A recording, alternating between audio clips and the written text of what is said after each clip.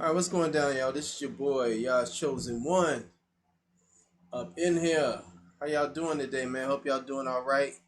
It's always a good time to be in the Word, no question. Always good to know that you are y'all's chosen people, because we are. And every day that you feel persecuted, know there's a reason for your persecution. All right. Last time we left off with I think it was in Exodus chapter 9, I believe. Chapter 8. So now we're on chapter 9. And we're going to get into chapter 9. And remember last time that in this book, the last chapter, Moses had sent the flies upon Egypt. And we read some in Jasher about how it went in depth about it was a little bit more information about just what the Bible gives. Kind of goes in depth about the flies and everything like that. So it's pretty gross. All right, chapter 9.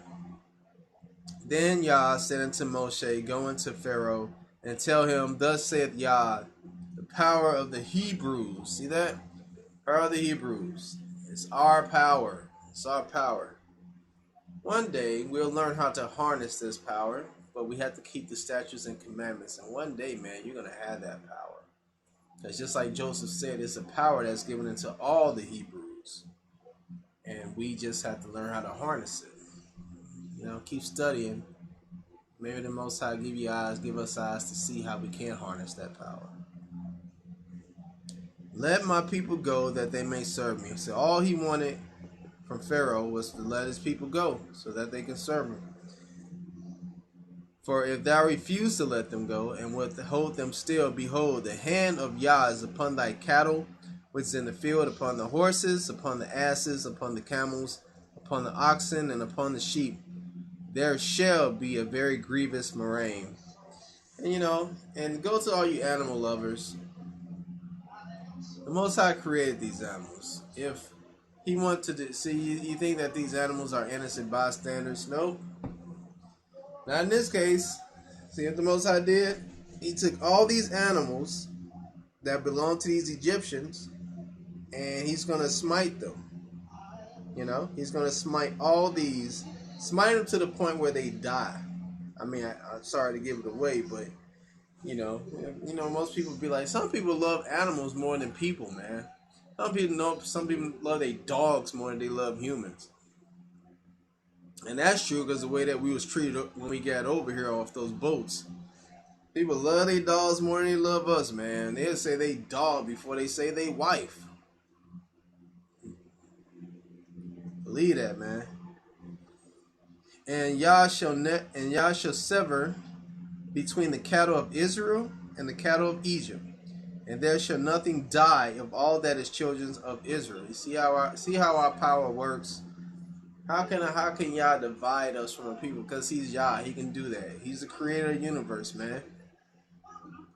To every numerical value you want to give something, Yah can take that to the other extreme, man.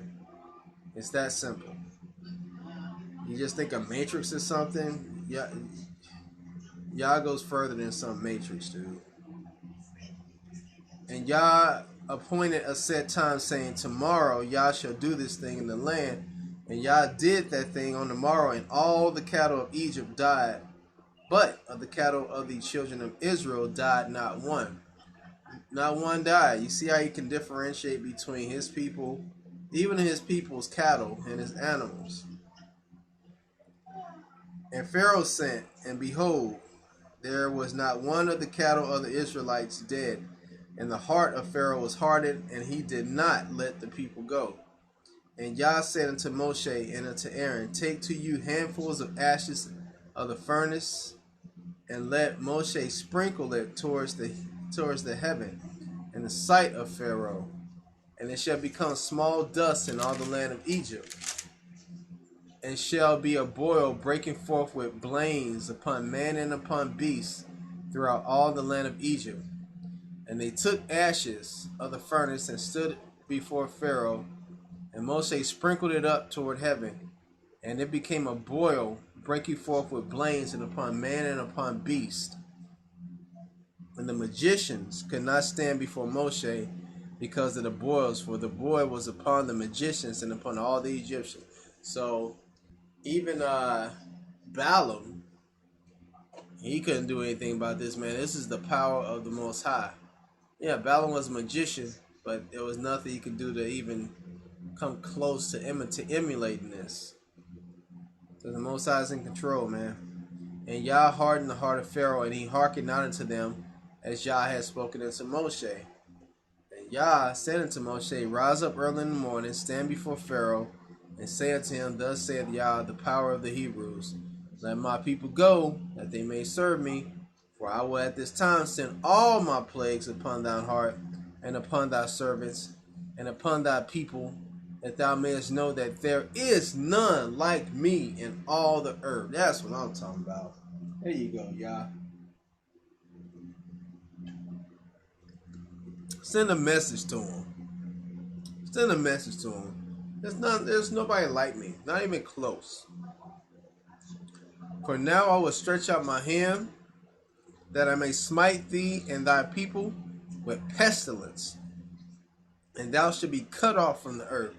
And in very deed for this cause have I raised thee up, for to show in thee my power, and that my name may be declared throughout all the earth. His name wasn't given to Abraham, wasn't given to Isaac, wasn't given to Jacob, was given to Moshe, to Moses.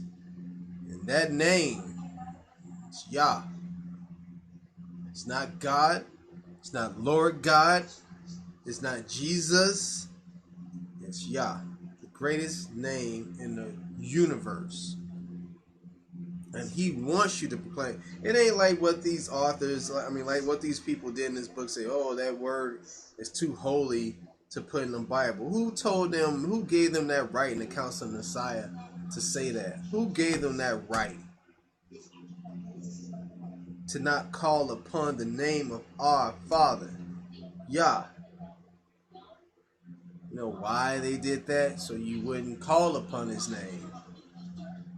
But now that you know his name, you don't have an excuse. Call upon that name. There's power in that name. All of our names, all of his children, all of us had our names. Our names was part of him. Elijah. You know what I'm saying? Zechariah. Hallelujah. Jeremiah. Read that El, Daniel. Ezekiel. Come on, man. They know all about that stuff, man. There's word, there's power in Yah, bro. Don't forget that. Alright, where was I at, man? Alright. As yet exaltest thou thyself against my people. See? It's my people. The Most High has a people. We are that people. So stop thinking that you just people are slaves of all the bad things that history books have put in about you, that you just some common slave. You know, you came over here on boats. Sure, that's all true, but we was far greater than that. And yet exaltest thou thyself against my people, that thou would not let them go. Behold, tomorrow about this time I will cause it to rain a very grievous hail, such as have not been in Egypt since the foundation thereof, even until now. Send therefore now, and gather thy cattle, and all that thou hast in the field, for upon every man and beast which shall be found in the field, and shall not be brought home, the hail shall come down upon them, and they shall die. He that feared the word of Yah amongst the servants of Pharaoh made his servants and his cattle flee into the houses. And he that regarded not the word of Yah left his servants and his cattle in the field. All right. And Yah said unto Moshe, Stretch forth thine hand toward heaven, that there may be hail in all the land of Egypt, upon man and upon beast, and upon every herb of the field throughout the land of Egypt. And Moshe stretched forth his rod. And that rod again, remember when I told you got that rod? That rod is more than a rod, man. It meant something. I told you in the book of Joshua what that rod was. Toward heaven. And Yah sent thunder and hail, and the fire ran along upon the ground, and Yah rained hail upon the land of Egypt. So there was hail and fire mingled with the hail, very grievous, such as there was none like it in all the land of Egypt since it became a nation. So here we are, we have this hail with this ice, but it mingled with the ice, there's fire. And I'm not just talking, we talking here, this is hell, and it's probably, we ain't talking about those little coin-sized pieces of hell. We talking about huge boulder-like hail falling down upon the Egyptians. And the hail smote throughout all the land of Egypt, and all that was in the field, both man and beast, and the hail smote every herb of the field, and break every tree. Look at that. And break every tree. Look at the size of this hail, man. This thing is chopping down trees. It's coming down, this blasting trees. Only in the land of Goshen, where the children of Israel were, was there no hail. And Pharaoh sent and called for Moshe and Aaron, and said unto them, I have sinned this time. Yah is righteous, and I and my people are wicked. Well, at least he says it, you know. At least he acknowledges that he knows he's wicked, but more than likely he's just saying it just to cause Moses and Aaron to take back the hail and fire.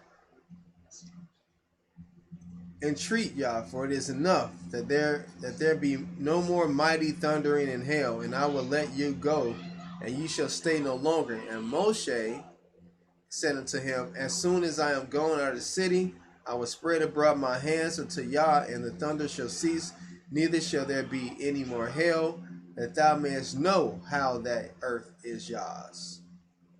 But as for thee and thy service, I know that ye will not fear Yah, the power. And the flax and the barley was smitten, for the barley was in the ear, and the flax was bold. But the wheat and the rye were not smitten, for they were not grown up. And Moshe went out of the city from Pharaoh, spread abroad his hands unto Yah, and the thunder and hail ceased, and the rain was not poured upon the earth. And when Pharaoh saw that the rain and the hail and the thundering were ceased, he sinned yet more and hardened his heart, he and his servants. And the heart of Pharaoh was hardened, neither would he let the children of Israel go, as Yah had spoken by Moshe. So you see the plan coming together for our father Yah through his servant Moshe and his interpreter Aaron, because Moshe was slight of tongue, because remember he had burnt it when he was a child. So we see the plan all coming together. When the Most High wants to receive glory, he will get his glory no matter what. Through the eyes of us, he will receive his glory. He only asks us that we just do the slightest of things, and that's to obey him and love him. And to love him is to obey his commandments and his statutes. That's it, man. You know, Moses has some power here, man. That's powers us being the priest of this earth, the people, the spiritual people of this earth, that we should teach others, man. We should be a spiritual and righteous people. And instead, man, people look at us, man. They just look at us for sports and football, when they should be looking at us spiritually. You know, as the top people of the earth, man. There's no question about it, man. We are the people of the earth. But we showing it in definitely the wrong way. People look at us as totally different, in a totally different way than what we're supposed to be looked at. You know what I'm saying? All right, love you guys, man. and I'll catch you guys on the next video. I'll probably hit up chapter 10 tonight in the book of in the book of Exodus, and then I'll catch you tomorrow with another vid, man. Love you guys. Shalom.